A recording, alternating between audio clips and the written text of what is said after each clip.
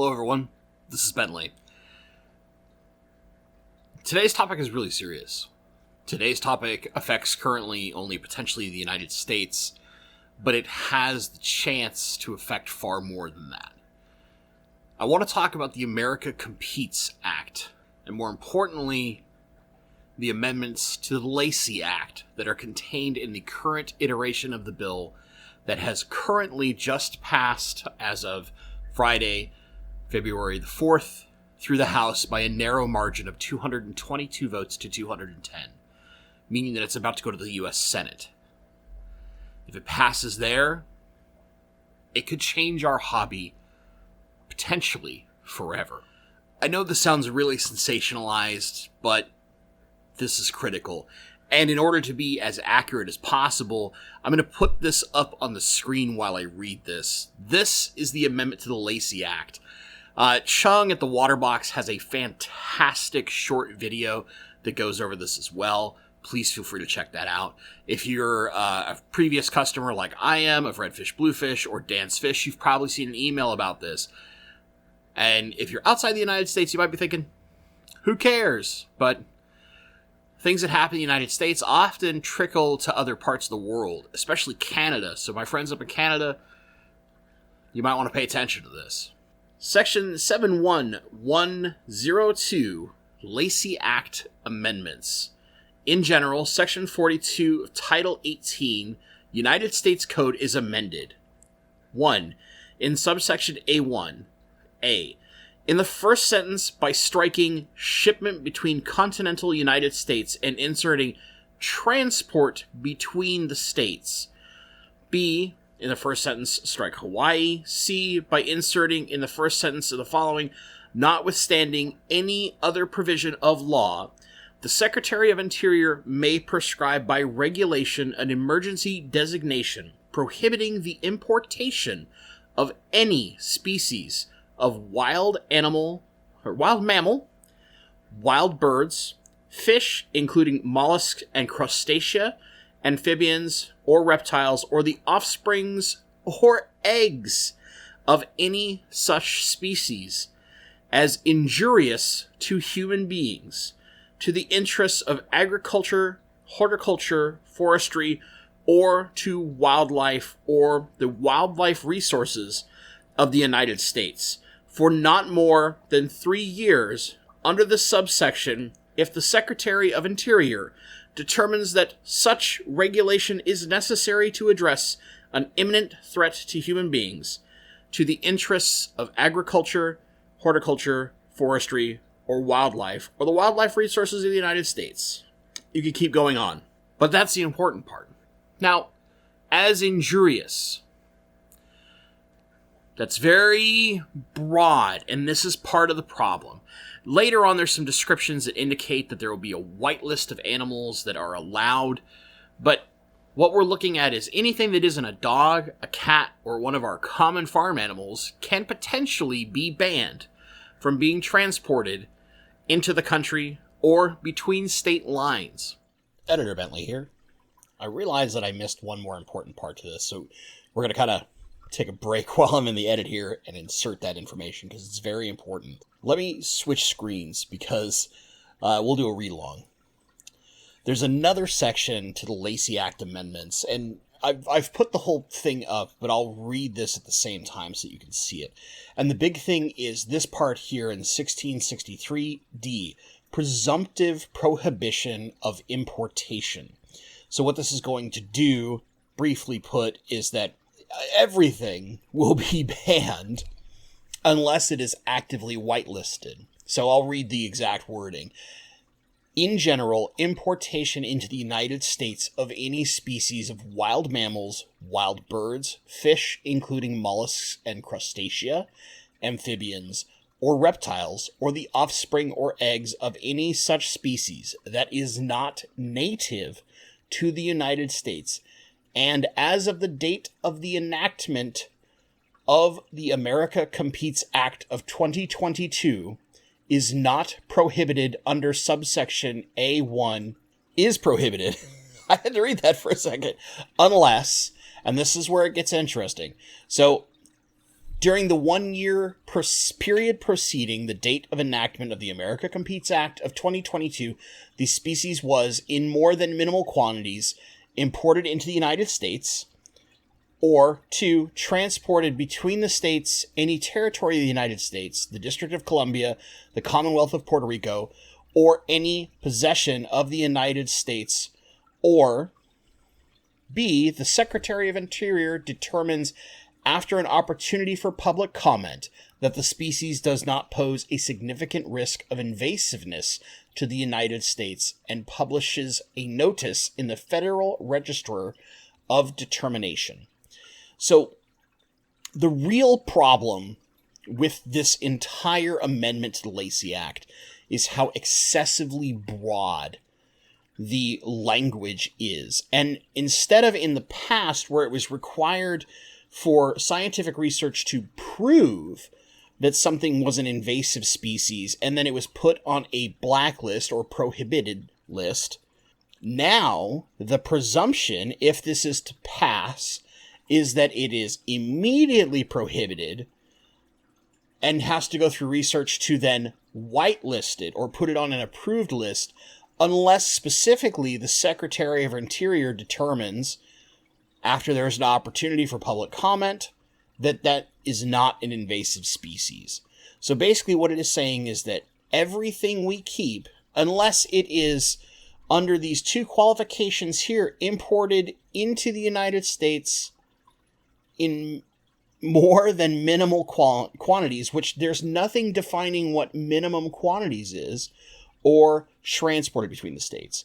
The real problem with this piece of legislature, the House resolution version, there are actually 2 versions of this, one that was in the Senate and one that it was in the House. The Senate version does not contain these amendments. The House one does, and the House one has passed and is moving from the House to the Senate. So that's why there's a lot of panic. The big problem in the short answer here is because the verbiage is so broad and so general, it basically says you can only have things if they're on the white list and only transport them within the United States, between state lines, or import them if they're on the white list. And it is assumed that if it is not on the white list, it is banned. Then, and only then, will study occur to determine whether or not it belongs on the white list, which is basically the complete opposite of how the Lacey Act functions now, where it is assumed to be on the white list until scientific study determines that it is injurious or invasive, and that at that point it is put on the blacklist and prohibited. Now, with that being said, we're going to return to the rest of my take on this and why people freak out, because if you look at this excessively broad language and the complete flip of how the Lacey Act is being enacted with these amendments, there's a very scary scenario that we're about to walk into. So let me explain that. So that means if someone like Dan's Fish or Redfish Bluefish, who relies on imported fish in many cases, or even hobbyist bred fish, to sell online and then ship to multiple states, they would no longer be able to do so. Now, I know it says not more than 3 years, but 3 years is a long time. You could potentially destroy every local fish store, every online fish retailer, all of them. Gone. In the United States. Gone. This could destroy our hobby as we know it. Because without local fish stores, without these businesses that some have been around for decades, it's almost impossible to further our hobby. It would be illegal for me as a hobbyist, potentially, to take a super red bristlenose pleco that I bred and ship it to you, one of my viewers, in some state other than Washington State, because that's where I'm in. The second it crosses a state border, it is now illegal. So Bentley, you said injurious to humans. Well, bristlenoses don't hurt me. How can that possibly be a problem? Look at a place like Florida. In the natural habitat of the manatee, someone let go some common plecos, and now there are hordes of them. You've seen the video. There's all sorts of stuff out there, but you can see swarms of them swimming in giant schools. And while at first that might look majestic, you have to realize that these fish are not only destroying the habitat of the manatee, an already endangered species, but they're also competing against the manatee for their food source. The manatee is a vegetarian. It's not a meat eater. It looks for vegetable matter and algae and those kind of things to eat. And now it has to compete against armies of plecos in its natural habitat. That destruction of habitat can be considered injurious to humans. Now all of a sudden, well, if this pleco is destroying a habitat here, what's to say that all plecos can't destroy habitats everywhere in the United States? They're banned. The white cloud minnow. I have them here in the tank behind me. I have plecos in the tank behind me. The white cloud minnow, this fish that's tiny and we don't see it a lot, it is not legal in Canada because it competes against other fish in their wildlife systems, according to Canada. If it were to get let into the wild, they could put the same designation on that fish here in the United States. And now you can no longer transport white cloud minnows into or around the United States. California has very strict regulations on a number of different fish species that you are not allowed to keep there. Well, if they're a problem in California, they could be a problem in any state. Now they can't be in any state. And this isn't just fish, it's reptiles, birds, if you like hedgehogs, chinchillas, ferrets, mice, rats, whatever it may be. This affects almost the entirety of pet ownership and the pet trade in the United States.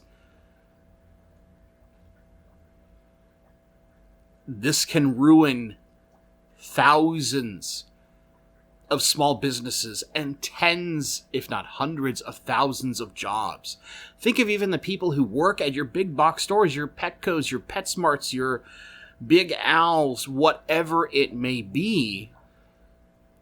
If all of a sudden they're only allowed to sell supplies and there is no need for any live animals because you can't ship them between the states, so how can the farms and the distributors move things to the stores where we purchase those things? Well, now they all become just places to buy your pet food, and they really probably only need 1 or 2 employees. That causes massive layoffs. Not more than 3 years ends up being a long time when it destroys potentially every small business out there. Every dedicated hobbyist or store could no longer be able to do the things that they love or that have kept them going for years. Even businesses that are larger that we think about, like Aquarium Co-op. If they can't sell fish in their stores, how many people are going to then keep live plants or need sponge filters or need whatever that we need in our hobby? If I can't easily get the type of fish I like, rainbow fish, why do I keep fish? This potentially, because of how broad it is, and it's a last second amendment to a very large act, which has many, many good things in it, has a serious endangerment to our hobby. Now, I would sincerely encourage you all to read everything. I certainly don't think you're going to read the entirety of the America Cares Act. It's 3,000-something pages. But the amendments to the Lacey Act contained within are the most important part. So what can we do? This has already moved past the House, which means now that we need to contact our senators. I've contacted mine. I contacted my House representative Thursday, the day before the vote. Unfortunately, it wasn't early enough. It's already passed there, but now we need to reach out everywhere we possibly can. I will have some resources down in the description that have an auto search for your representative and will help you mail your state senator with various form example letters. Please, please, please be polite. That's the important thing here. We can't just go, "You son of a..." Right? We can't do that. We need to be polite. We need to show them that we care, that hobbyists like you and I are the reason that a number of these non-food oriented, purely ornamental fish, in some cases, still exist. They would otherwise be completely extinct without hobbyists like us. And to us, fish are just as important as cats or dogs. The only things not covered in these amendments in the Lacey Act. I know this seems really sensationalized. I fully understand that. And it's with some level of purpose. Chung's a little more level-headed than I. If you want to watch that at the water box, please do. But this is something that is our unified passion. And without it, our hobby could die. And I don't want to see that. Please, contact your senator and let them know this is not okay.